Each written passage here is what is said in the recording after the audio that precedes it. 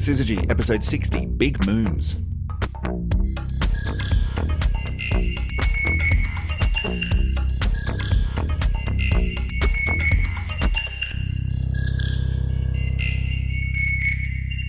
And welcome back to another edition of the Syzygy podcast. My name's Chris Stewart. Sitting opposite me at the table in her office, as ever, Emily Brunsden. Hi, Emily. Hello, hello. So today we're talking about moons, specifically big moons.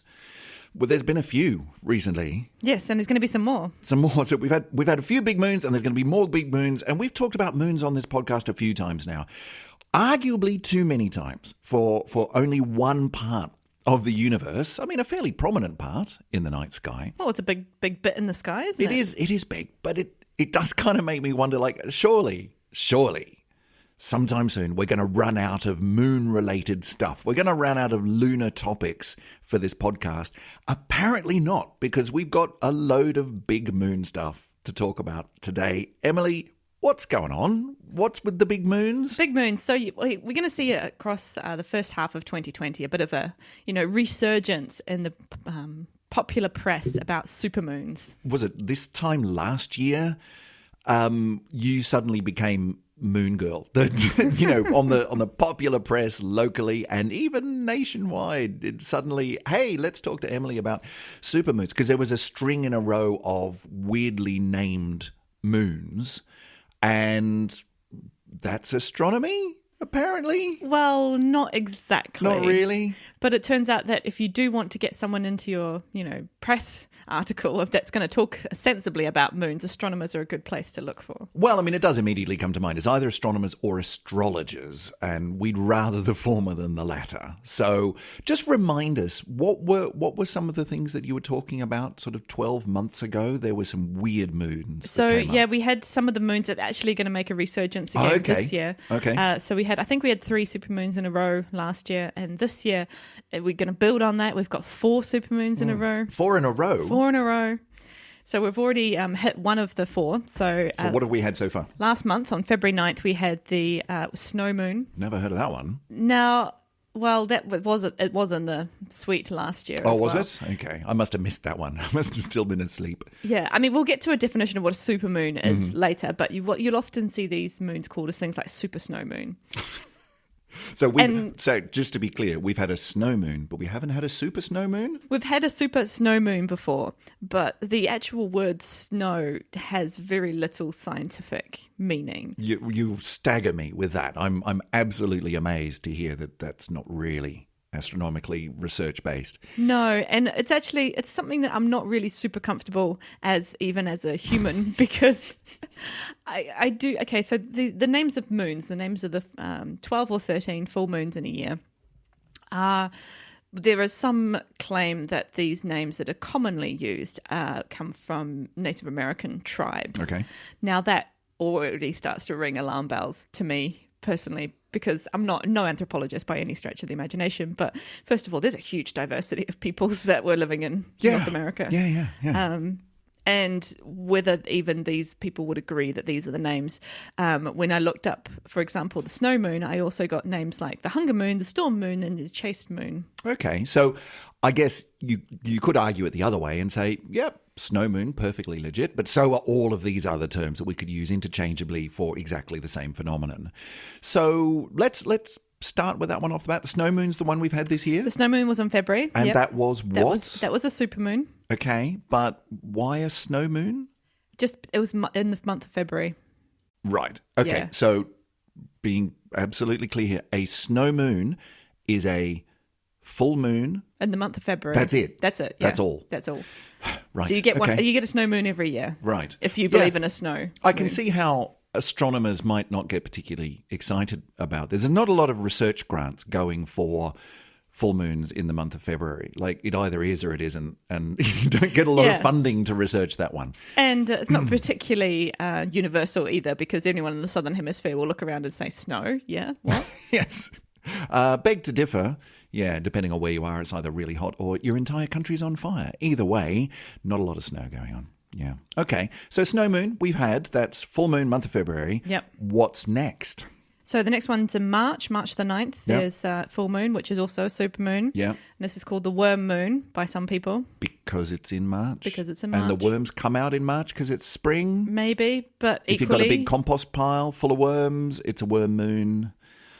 I saw a worm months and it wasn't March, so I don't really know. Okay. But the but worms get that one. You could also call it the crow moon, the crust moon, the sap moon, the sugar moon, the lenten moon, or the chase moon, which some of those overlap with other months. Yeah, I was about to say, surely it wasn't February chaste. Well, March is chaste as well. yeah, this is the thing. You try and create a system which is maybe based on parts of some culture, then That's very generous calling it a system. I don't think this is particularly systematic. And I mean, just chaste. Like, hang on, we're coming into spring. The whole thing about spring is fecundity and nature basically saying, get it on. And it's chaste? Really? look, if this is the reason you need not to live your life by astrology, then go for it. This was the final nail in the coffin. I was totally with it until we got to the chaste moon. So that's it. No, throwing all my astrology books out the window to be eaten by worms. Okay, so that's next then is March and the worm / everything else moon. And after that? We got April the 8th, commonly going to be called the pink moon. Because it's going to be pink? There might be some pink flowers out during April.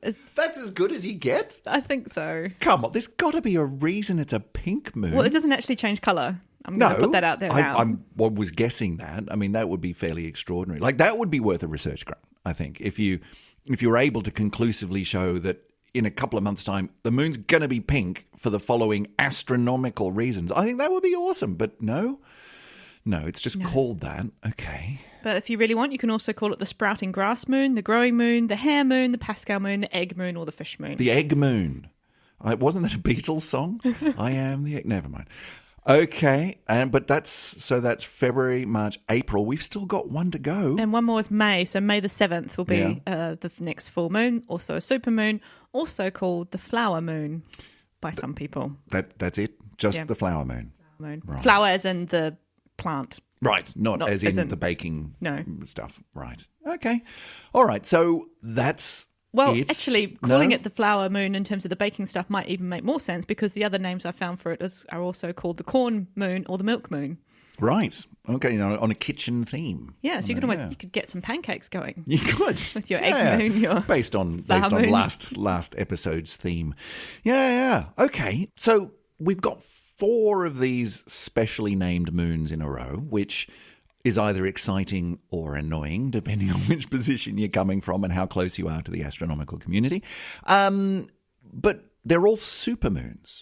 So Yes. we probably should have a bit of a chat about that. I think we have talked about this on the show before, but Emily, remind us if we have or if we haven't. What's a supermoon? Okay, so I did actually dig a little bit deeper into this time. I mean, we've always known that the supermoon is a full moon that appears to be slightly bigger in the sky because the moon is actually a little bit closer. Right, and this is because the moon doesn't go around the Earth in a perfect circular orbit, that sometimes it's a little bit closer and sometimes it's a little bit further away.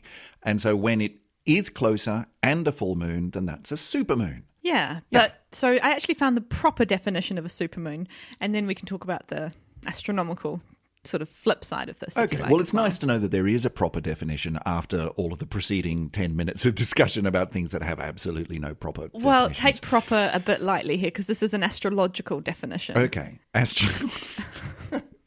Oh, I just feel this episode spiraling down already. But okay, Yep. proper with air quotes around it. Go on. So in 1979, astrologer Richard Knoll decided what the definition of a supermoon would be. Good. And that's defined as a moon which is full when it's within 90% of its closest approach to the Earth. All right, well, I'm okay with that. That sounds like a reasonable definition to me. Yeah, it doesn't really have any significance at all astronomically. The 90%, why choose 90? Why not choose 95? Why Sure. not choose 85? But I mean, why not choose 10? if I don't you know. have to choose a number, choose a number. Let's call it 90. Fine. It's also applied sort of fairly ad hoc across the internet, at least as far as I can see. Mm-hmm. So, for example, I found 2 different actual numerical definitions of this. So the websites timeanddate.com use a definition of when it's closer than 360,000 kilometers. Okay, and does that overlap reasonably? I'm with the 90%? Who knows? Well, yeah, kind of. Sure. It seems a bit rounded to me. Okay. Although Sky and Telescope use a definition of 358,884 kilometres. And what was the other one? 360? 60,000. So, maybe they're just, It's fairly close. rounding errors. I don't know. It'd be nice to know that people had decided this. On the other hand, it's so non-significant that it probably really doesn't matter. Is it a supermoon? Is it not a supermoon? Sure. Who cares? Yeah, But, well, this is the okay. thing. A supermoon is nothing special, not- really. Yeah. I mean, it is nice to The know. entire astronomical community just shrugs. Yeah. Sure. Okay. So what astronomers do actually care about when it comes to the orbit of the moon and relative, distances to the Earth, you have two different points in the moon's orbit that we keep track of. They're called perigee and apogee. And what are they? So perigee is the point at which the moon is exactly the closest to the Earth in its orbit. And at that point, it's 363,229 kilometres away. So that's its closest point. Yep. Yep. And it's perigee. And apogee is the opposite of that when it's furthest away. So that's when it's 405,400 kilometres Okay. away. That is quite a significant difference. Yeah. Yeah. Okay. A few percent. So these are those things that astronomers do know. And actually, I got quite excited by this because it turns out you can calculate a lot of things about the moon's orbit, and this is the real astronomy. And so a lot of these calculations and terms actually come from very, very distant past where astronomy and astrology used to kind of mean the same thing. Right. So when we say words like perigee and apogee, and it sounds like I'm going to now tell you that it's a good time to buy a new business, that's not The moon is in the coincidental. seventh house, and it's a really good time to trust in your friends. And yeah. Yeah. Yep. Okay. But the words themselves are still relevant scientific Sure, words. And, sure. being aware of the moon's orbit is really important scientifically. We want to know very, very precisely where the moon is when it comes to looking at things like satellites, because the moon's orbit affects them gravitationally. Of course, if we want to go to the moon, we need to know Yep. That's pretty useful. accurately where it is. You need those calculations to be closer than, a couple of tens of thousands of kilometers in order to get into the right orbit and not crash into the surface of the moon or miss it entirely. Yeah, that's Yeah, really quite equally. useful. And we also use them for things like predicting eclipses and those sorts of Yeah. things, which is actually a really, really tricky mathematical thing to do. It sounds like it should be easy, but it's actually pretty hard. I could imagine it probably is. I mean, on the face of it, it sounds fairly easy. When does the moon get in front of the sun? And, how much is it going to be in front of the sun and so on? But actually, you're dealing with a very tricky three-dimensional problem involving three different things in non-circular orbits. That's very much, as we say in the sciences, non-trivial. Exactly. Yeah. So, well, here's where I got really excited and Okay. started doing a bit of the astronomy in terms of the moon's orbit. And the first thing you might want to know if you're going to calculate the position of the moon's orbit would be the definition of a month. Funny, one of those things that I'd never really considered needed a definition. Like, you just look at the calendar, don't you? Having said that, we'd all do know that the calendar is a bit of a weird thing, and we've got some months which have 30 days and some which have 31 and one which has 28 or 29 depending on the year for no apparent reason. But other than that, I kind of would have thought a month is just what we call it. So there's a definition. There's more than one definition, in fact. Excellent. Good. There's at least 8 or 9 that I've found. 8 or 9 definitions of a month. Go on then. We'll talk about 4. Okay, Just just- because these are the most common ones. Because the that other we 4 mentioned. are ridiculous. So, all right. Okay, so the first one you might want to think about is what would be your astronomical hunch of definition of what a moon's orbit is, or what a month is, sorry. What a month is, it's pretty close to the 28-ish days of a lunar cycle, right? So that's got to be related. A month surely is the moon going around once. Okay, so you want to define a month by the time it takes for the moon to orbit the Earth once Let's say yes. and return to its original point. Yeah. Okay, very good. This is called I can see I've just walked into a trap, haven't I? well, not really. Okay. This is called a sidereal month. And it's, as you say, at the exact time if the moon's going to return to the exact position in its orbit relative to the background stars, let's say. So it's going to return to the same point in the constellations. So this whole sidereal month is actually 27.32 days. It's not what you might think of as a month when you look into the sky, though, because it's very different from the month where you might see the phases of the moon change from full moon to full moon. Is that because the definition that we just talked about is against background stars and so on? But in that intervening time, we've just gone around the sun a little bit and we've turned a bit and so on. And so even though the moon is back to where it was in the sky relative to the background stars, we're not where we were, and so things are going to look a bit different. That's exactly right? Yeah. So the I'm next learning things. definition you can have of a month, which is quite useful. This is kind of a more human definition, you might think, because this is the synodic month. Synodic. So this is the time you have from full moon to full moon, or Right. new moon to new moon. Right? Okay, so that's this another good definition. Would have been what ancient cultures, for example, would define as a month, right? And so this is 29.53 days. All right, so that's a couple of days longer. Okay, and those couple of days come from the aforementioned, we've just gone around the sun a little bit, and so the direction that the light's coming from, which is what makes a full moon, is slightly different. And so we're adding on a couple of days there. Yeah, so the moon has to travel a little bit further to get back to the point where it's illuminated the same way by the sun. Okay, yep, that makes sense. So, yeah, and now that particular 29.53 days is not exactly precise because it turns out that the Earth orbiting the sun is not perfectly a circle. No, so the moon's going around the Earth in not a circle, and the Earth's going around the sun in not a circle. And so from month to month, the differences per month changes. Ow. So one way to think about it is that when This the hurts. Earth is a little bit closer to the sun, it's actually moving a little bit quicker in its orbit. And when it's a little bit further away from the sun, it's moving a little bit slower. So the amount of distance the Earth covers in its orbit around the sun changes, which changes how much the moon has to catch up. Yeah, I can see that. Okay, so at different points in the Earth's orbit, then the time from full moon to full moon will be different. Yeah. By how much? How much does that change? About 3/4 of a day. Wow, okay. So 18 That's hours or quite so. a lot. Yeah. So we do have to keep that in mind when we're doing our calculations as well. Yeah. Having said that, though, 3/4 of a day across a sort of roughly 28, 29-day period, it's significant, but it also shows you that the Earth's orbit is quite circular.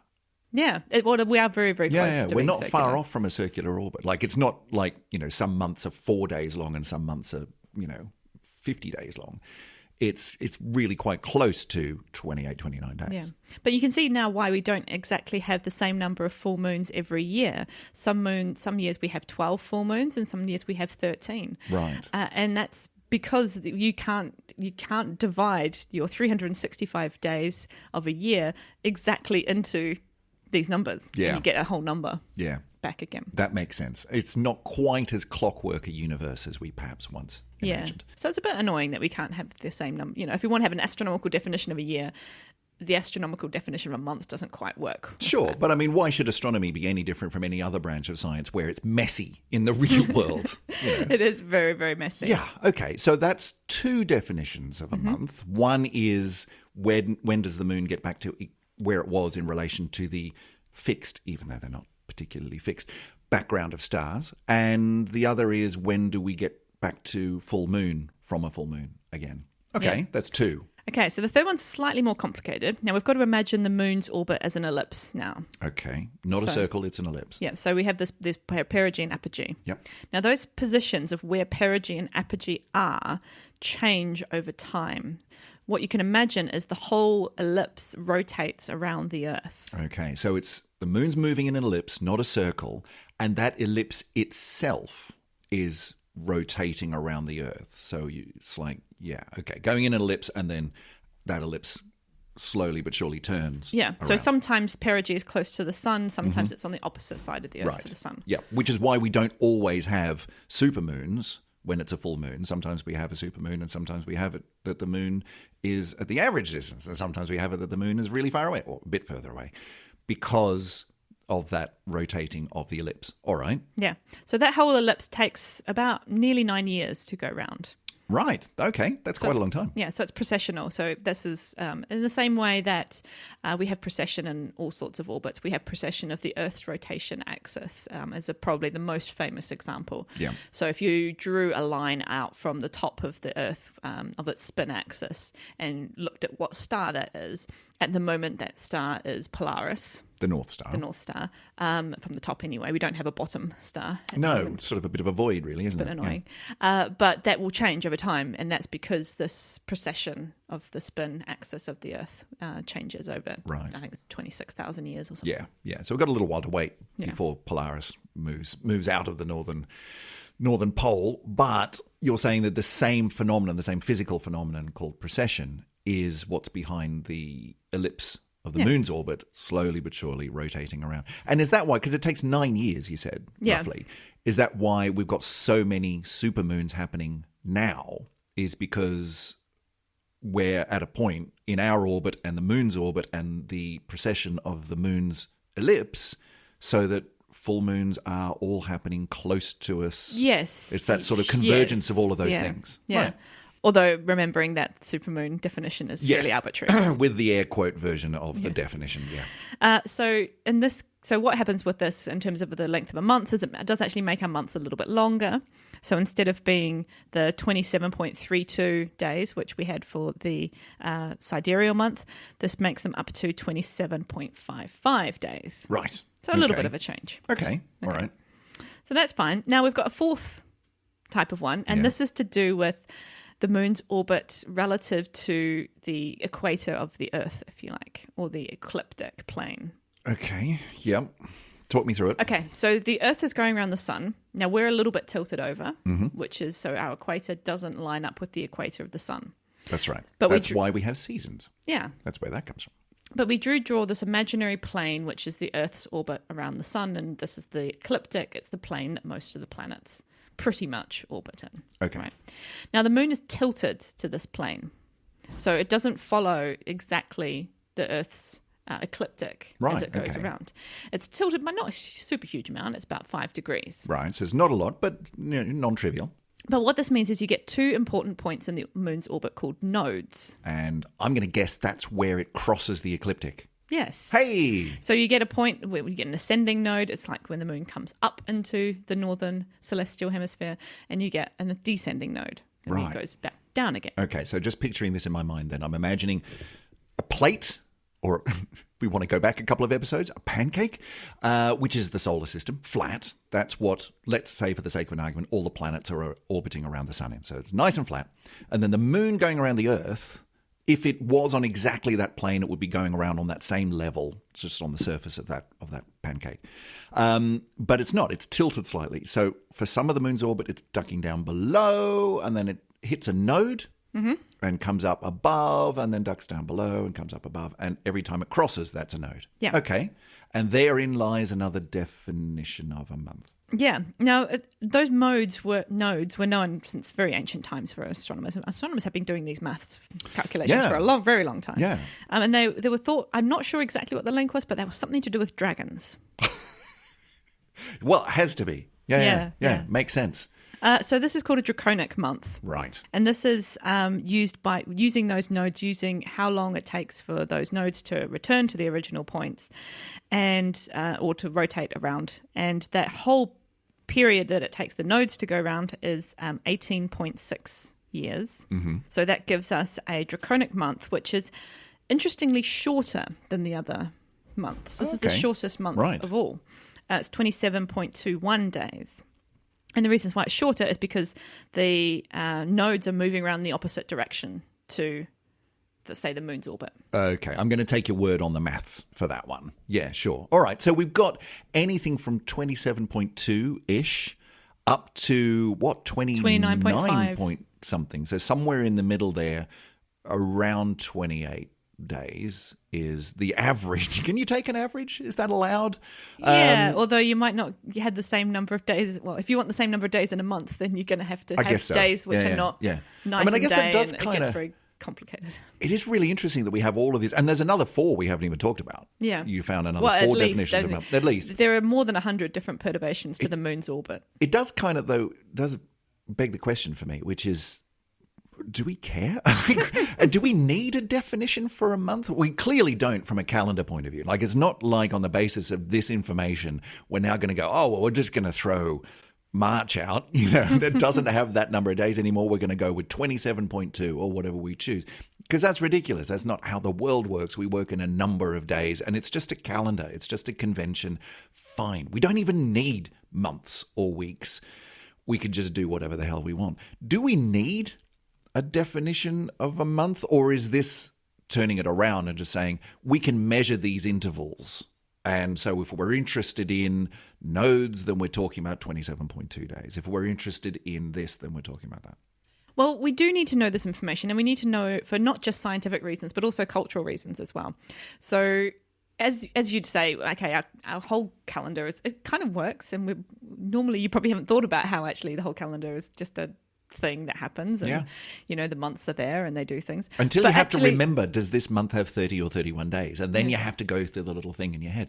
But other than that, no. But this modern calendar is relatively new, and lots of cultures had different ways of making up their calendars that were based on astronomical observations, and we need to know very precisely what the moon was doing in the past if we want to marry up kind of dates and things between even very different calendars that were happening in very different parts of the world. That's a good point. If you're looking back historically and saying, okay, well, this thing has been written down or carved in stone or told through oral tradition in this way, and we've got a date on that. The trouble is it's not based on our calendar. How do you match those up without an understanding of, how did their calendar work? And if that was based around a particular definition of a month, which was based on astronomical observations, that makes sense. Yeah. Sure. And this propagates through to even relatively recently. I mean, even in the last 100 years or so, we have had different countries using different calendars. So you've got to understand very precisely how these are built and what the actual astronomical observations they were made from were doing. That makes a lot of sense. I'd never thought of that before, but that's a good point. So, of course, that's very important culturally. Astronomical observations are very important as well. When you talk about things that were happening in the night sky, things like the lunar phase were recorded, the angle of the moon in the sky. And if you don't understand the subtleties of the moon's orbit, then you don't actually have a clear idea of what that date might be if you need to backtrack. It's not particularly interesting to look back through history and go, well, when did they have a full moon in, China in the year 10,004? Or 1004. That's probably makes more sense. But things like supernovae were observed. There are historical recordings of big bright light in the sky that you could even see during the daytime at this point on our calendar. Well, it'd be kind of nice to be able to pinpoint that. But to do that translation, again, you need to know what their calendar was talking about. Yeah. So that's looking backwards. We also want to look forwards, of course, and for the reasons we've already mentioned, you want to know where the moon's going to be at particular times, because often you're planning missions to particular objects, including the moon, decades behind where you're actually planning to launch and do these things. So it's good to know. It's maybe more important, you would argue, for the planets in the solar system. If you want to go to Mars, you've got to know when the windows of opportunity for Mars are, et cetera, et cetera. Yeah. You kind of got to start your planning of your mission there, because there's no point in launching unless you're going to actually end up at the planet, which is a very long way away. Yeah, that makes sense. So I can see how all of that comes into the calculations. And is really important, valuable stuff. I just never thought about it from the point of view of, do we need definitions of months? But I guess from the point of view of, well, we need to be able to talk about these kinds of time periods, these kinds of spans, these kinds of events, astronomical events. When is the moon going to be in a particular position or in a particular phase of its orbit? And what do we even mean by that? Then you actually have to start talking about, no, what we're talking about is this sort of thing, not that sort of thing. Makes sense. Yeah. So the net result of all of this is that when the moon is close to the Earth, because of all these various perturbations to its orbit, and when it is at perigee, it's about 14% bigger. 14% bigger. So a super full moon would be 14% bigger, like a proper one, like an actual. Yeah, this is as close as it gets. Astronomically super, right? 14% bigger in the sky. And something like 30% brighter. Okay. 14% bigger, that's in terms of area. So in terms of its... that's in linear size. So that's in linear just size. Like diameter. Okay. Yeah. All right. So it definitely does look bigger. You could, if you compared side by side, you could do that. Yeah. You could spot that. You're right. If you took a photo when it was at its smallest and when it was at its biggest, you could definitely see a change of 14%. However, the moon's actually quite small in the sky. Like, Yeah. it feels big, but it's not. If you go and look at a full moon and just actually pay attention, it's very small in the sky. It's like the size of the thumbnail out of the distance of an outstretched arm. Like, that's small. Could you really tell that it's a supermoon just by looking at it? I would argue you can't. Okay. If the only way I would maybe consider you were telling me that you could observe a supermoon by eye would be if you were able to measure the brightness change with your eyes. Yeah, and that okay. takes a lot of training and a lot of work to do. Some people can do it exceptionally well. Did you just say a second ago what the difference in brightness was? It's about 30%. So that is quite a lot. So that's more significant, and that is Yeah. because the area is bigger. Yeah, call it So- a third more. Yeah. Yeah. Okay, so that's possible. I'm just trying to think. The back of my brain was just doing a little. I wonder, how would you do that experiment? Like, could you lock someone in a cupboard for a while and then take them out when there's a full moon, so that they didn't have any external influence on whether or not they knew it was a supermoon, like they haven't seen any headlines or anything, and then take them out and then ask them? I don't think you'd get ethics funding for that. No, I wouldn't like to write the But it would be proposal fun for to that. try. Anyway, okay, so 14% bigger, 30% brighter.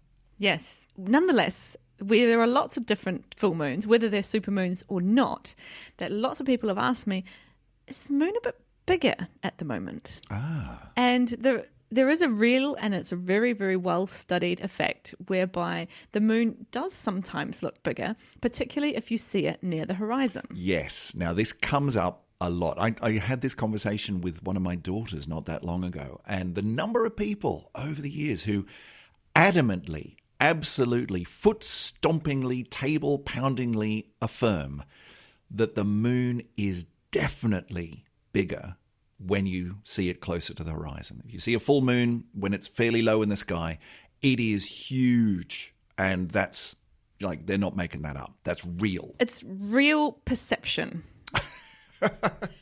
I mean, deep It down. looks real. You It know deep down seems that real. the size of the moon does not change from when it is on the horizon and then 6 hours later when it's right above your head. right? Well, okay, the actual moon, yeah. But I have heard people argue that it's to do with some kind of optical, like, magnification equivalent of why we see, red sunsets and sunrises. The light coming through, the image coming through more of the Earth's atmosphere magnifies it in some way.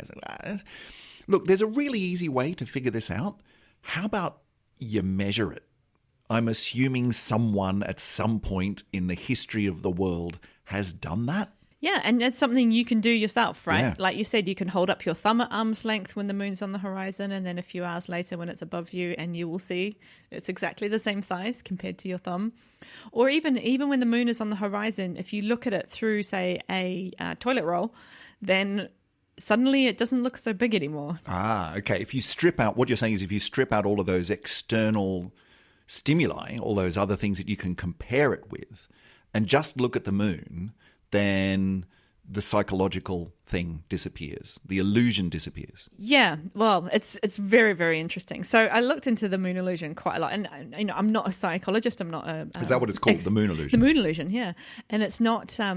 So I'm not an expert on these, but Okay. I kind of Psychologists, write in and tell us, but don't blame Emily. they do kind of make sense. So there's lots of reasons, and we're not 100% sure exactly why. The effect is real. The average person will see the moon the full moon on the horizon to be about 50% bigger than they see it to be when it's at zenith, which is Wow, I guess I wonder directly above you. how you'd measure. I guess you're just asking people, does Yeah. it look bigger? How much bigger does it look? Yeah, okay. Yeah, so it's about 50%. So the real reason is we're not really sure exactly the reason, but it's probably to do with a combination of a few things, Mm-hmm. shall we say. Now, the first thing to say is it's absolutely not to do with the amount of atmosphere you're looking Okay, through. it's not a magnification effect. No. It's a visual illusion. Yes. Yeah. So we know this, and actually it was Aristotle that put forward the atmosphere kind of Oh, was it? reason. Yeah. Wow, very, going very back long that time ago. And unfortunately, he's just wrong about that one. I mean, I would have thought someone as brainy as Aristotle, because he had some good ideas, would have just done the whole measurement thing. Like, surely, isn't it better to do a measurement, an actual experiment, than to just come up with maybe it's this? Yeah. But someone else could just go measure it and go, no, Aristotle, you're an idiot. It's wrong. Look, measure the thing. Hold up your thumb. It's really, really easy. No, I have a theory. Weird.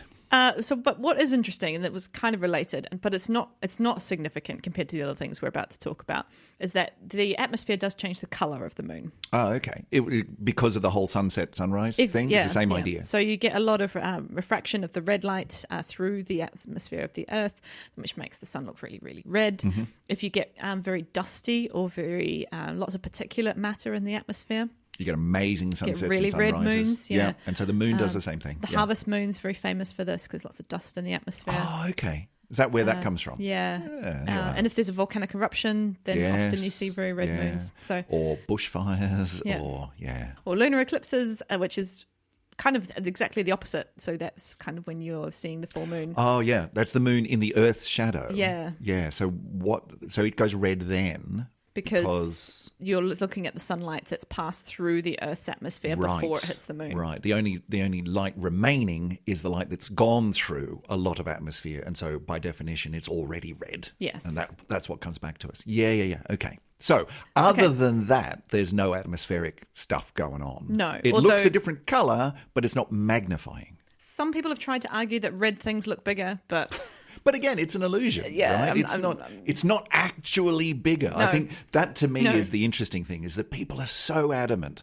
I'm not mucking around here. It is bigger. You go and look at it. Hey, it's not. so the reason is really to do with your brain. And I'm sorry, but your brain is not working very well when it comes to Brains are pretty unreliable. This Brains and particular eyes illusion. put together, easy to fool. very easy really to fool. easy. So if we look at the basic reason how we measure distance, right? And this is important because this is when we want to figure out how big an object is. We have this inbuilt tuition that we do to measure distances to objects. And for nearby objects, we can use parallax, which is the difference in the position of an object that's measured by your left eye and your right eye. And that gives you the depth perception, right? Sure. You can say, well, that's, the difference in your brain's converting that difference in the position of the object into a distance. Yeah, classic one of those the other day. I was, again, on a car trip with one of my kids and she was noticing how out the window things close to the car whoosh past and things further away take much longer to go past the window. And she made that connection. It was a beautiful moment of intuitive science. She made the connection, but hang on, they're both going past the window at the same speed. It's got to do with the distance, the perception that we see them going past at different speeds. Yeah, that's parallax. That's how that works. Yeah. Things closer seem to go past our field of view faster. Really interesting. So you can use that to figure out how far away is this thing. Yeah, to a limit. Yeah. And because eventually you get to things that are so distant that parallax, the space between your eyes isn't big enough. Yeah, parallax just gives up and shrugs. Yeah. Yep. And so the other thing that your brain does to figure out distances to objects is it says, well, I know how big a cup of coffee is. Mm-hmm. So if you put it quite far away and it looks very small, then I know that it's, if it looks small, then it's far away. Yeah. It's the whole Sesame Street, near and far, right? Yeah. That's right. I remember that, and you can play with that in really, really good ways. I remember going to a museum of illusions and things once, where they had one of those crazy rooms where, if you look at it from one viewpoint, it looks like a normal square box room, but the shape of the room is actually really weird. It's slanted away. It's playing with perspective, and so if you stand in one corner and then have someone else stand in the other corner, one of you looks like a giant and the other one of you looks tiny. But because of the perspective, the trick of perspective, your brain goes, well, I know what rooms look like. And so clearly the obvious answer is there's a giant and a not giant in this room. Yeah. It's We fun, can isn't it? fool each other, It's really, fool really fun. ourselves really easily. Brains Yeah. are stupid. So mathematically, what our brains are actually doing is it's kind of a very simple way to look at it is we're saying what is the angular size of an object. So if you had a very long ruler and you measured from where the bottom of the object is with the ruler and you swept it up and you measured where the top of it was with the other end of the ruler, that would sweep an angle. Mm-hmm. So that's angular size. And then the length, the distance away from us. So you've got an angle and a distance. Sure. And that gives you the apparent size, right? Now, when we look at this illusion with the moon, we are playing with one of those things, and we're probably playing mostly with distance. Our brains are failing on the distance measurement. Okay. So we're seeing it close to the horizon, but we're not only seeing the moon close to the horizon, we're seeing other things close to the horizon as well. And that's messing up. Well, that's one part of the illusion. Okay. So let's go play with this distance measure. So when you look at the moon, you don't maybe realize it, but you're making a judgment of how far away it is. Okay. Because you're saying, well, clearly it's not, in the next few meters away from me. Yes, because it's not floating here just in front of me. Yeah. It's a long way away. You know it's a long way away. But it's this, how far away it is relative to the horizon, to your straight above you, that's your brain is failing you on. Now, one reason why it might be doing that is the reason you mentioned. You've got foreground objects that you're comparing this to. So that means, and you use foreground objects or sort of intermediate steps to judge distance all the time. You say, well, I know that tree is about 50 meters away, so that thing that's smaller than that tree is going to be 100 meters away. The next tree is, smaller. This is your brain doing a very clever kind of, things are getting smaller, so they're getting further away. And we do this with clouds. So clouds that are right close to us are bigger and clouds that are further away from us. The problem is that these objects are confusing because we don't actually know the exact sizes of these things. And so we don't know the exact distances. So we just have kind of this broad kind of smaller things. Sure. And our brain does a little sort of internal calculation and says, I think it's about this. Which means we can overestimate the distance. So that means that we think that the distance is further than it should be. Okay. And we do this, and this is for the horizon, and we think that we live in a bit of a squashed world. So if you actually think about the human perception of the sky, let's say you've got this beautiful arc that moves through the sky. We actually perceive that arc to be, say, if you think about straight up, you think that the top of the earth is closer to you if you were to go straight up than if the edge of the earth if you go straight across. Hang on. If we look straight up, then the sky, the night sky, seems to be just up there, not very far away. Whereas if we look out to the horizon, that seems to be a long way away. Is that what you're saying? Yeah, it's a squashed sphere. Right. So it's not a hemisphere dome where the top is as far away as the horizon. It's more of a sort of squashed bubble sitting above us, where the top is quite close and the sides are a long way away. Okay, I'd never thought about that, but yeah, you're right. And this is, we see this with clouds. We actually sort of see the sky as almost being flat in our own perception, that the clouds on the horizon are kind of similar height to the clouds close to us. Okay. So this is called Emmett's Law, that we sort of have this weird perception. But what that means is that when we look at what we think the moon is when it's near the horizon, we think, oh, that moon's really far away. Really far away. Therefore, to be that size, it's got to be really got to be big. huge. Look at the size of that moon. I mean, it's so far away, and yet, wow, it's really big. As opposed to directly above you where, well, it's just up there. I could basically touch it. That must be quite small. Yeah. Oh, dearie me, our brains are clever and yet stupid. Yeah, so the moon appears closer, which makes it smaller, which is Wow. weird. Yeah. It's almost the reverse of what something Because- your brain should be doing. Because it's the same size. Yeah. That's, oh my God. Okay, yes. So that's a definite illusion, and that's probably a big part of the moon illusion. There's other bits as well that also are to do with distance. So one part is, like we said, these objects that we're doing these kind of jumping distances from one to another. And the third part is something called the Ponzo illusion. Ponzo, I like that. And this is, you can see some really nice examples of really like stick line drawings of ladders receding into the distance. The Ponzo illusion is about is that when you have converging lines, these make an object that's further away look larger than an object that's closer. Okay. And so we imagine that there might be some converging lines on the horizon. We kind of draw them in our brains. They might be coming from buildings or trees or whatever, but we're putting that, when you learn how to draw a perspective, you have all these, the vanishing point. It's this same kind of idea. Yeah. Your brain's looking down a drawing road and it's wide near you and going down to a point right out at the horizon. It's vanishing down to a dot. That's perspective. That's what we learn, as you say. And that very thing that creates an illusion that makes things look bigger. Yeah, further away. Wow, that's the Ponzo illusion. And architects have to deal with this kind of stuff all the time, right? Even the ancient Greeks and Romans had to, when they built columns in their pantheons and colosseums and things, they had to change the shapes and the size of them to back compensate for the fact that humans couldn't figure out this illusion. Because if they built them properly, like the way you would expect to, it would look wrong. Yeah. Wow, I didn't know that. That's cool. Yeah, it is quite cool. Wow. So again, we're overestimating the distance, which makes the moon look bigger. Right. So those are the reasons why your brain might be messing up the distance measurement. There's also some argument that your brain is messing up the angular size measurement as well. And I think this was also what you were referring to earlier, whereby if you see foreground objects, then the moon looks bigger than those objects.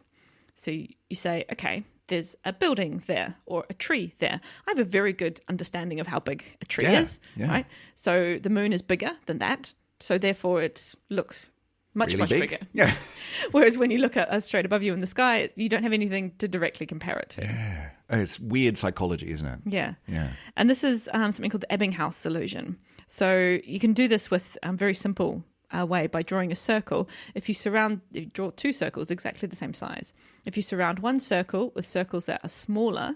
Oh, I've seen this, yes. And the other circle with circles that are bigger, it changes the apparent size. Changes the perception of the size of the original circle. Yeah. Okay, we'll put a few links to some of these illusions, because if you haven't checked out visual illusions, I saw a lecture a while ago by a guy at University of Sydney who just did an entire lecture where he was bending people's brains with visual illusions, and they really hurt. And that's a classic, absolute cracker. Really good.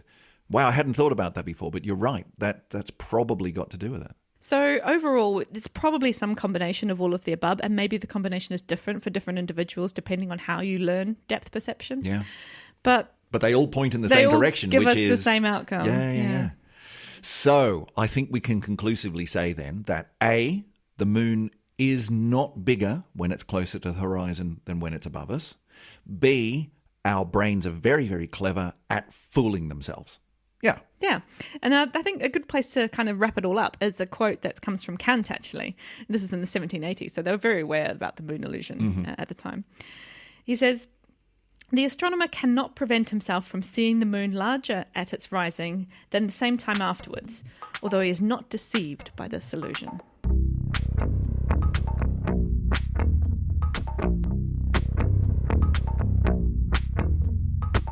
Right. Well, that brings us to the very end of this incredibly moonful episode. That's a new word. No mooning involved. No mooning. Not allowed on this family-friendly podcast. Very moonful episode of the Syzygy podcast. I've learnt a lot. I didn't learn a hell of a lot about supermoons. I mean, it is what it is. There's a limited amount that you can learn, I think. But we went off in directions I really didn't think we were going to go. So thank you very much for that, Emily. You've done a heck of a lot of research, as ever, on something which is not your primary research focus, I think it's fair to say. But I'm happy to be interviewed for all of your upcoming moon questions. Yes, if you want Emily on your particular radio program to talk about the next crazy rat moon or whatever the hell it's going to be coming up in August, then give her a bell. She'd love to take your call. If you want to get in touch with us for any other reason, there are a load of different ways that you can do that. Emily, how do people do that? So we are at Syzygy Pod. And I missed a trick with this episode, honestly, because we had so many Syzygys. Every full moon is a Syzygy. Oh, I didn't even bring the bell. I mean, we could have gone crazy. I got to apologise to Circus Stew because I don't have the bell with me. Right, that's it. Need to bring the bell in for next time. Yeah, you're right. Loads of Syzygys. So SYZYGY Pod. That's our Twitter handle, and you can find similar social media accounts across Facebook. We've got on Instagram. Yeah, as previously mentioned, we're not on TikTok. I don't think we're ever going to be on TikTok or Snap2Chat or whatever the hell it's called. But yes, we have a website as well, syzygy.fm, where you can find all the past episodes and show notes and pretty pickies and all of that sort of thing. And a contact form where you can get in touch with us to say hi. If you'd like to support the show, a bunch of different ways you can do that. The number one way is to just share it around. Tell people that you think would be really excited about moons. If anyone's ever come up to you and said, "No, I swear to you the moon is bigger near the horizon," point them at episode 60 of the Syzygy podcast and then get them to go back and listen to the previous 59. If you want to support us financially, go to patreon.com or patreon.com and become a patron of the show. Sling a few dollars our way to help us keep the lights on and the electrons flowing through the website so that we can keep doing fabulous astronomy stuff every week. Having said that, we'll be back in about a week with more fabulous astronomy stuff. So until then, see you later, Emily. Catch you later. Bye, everybody.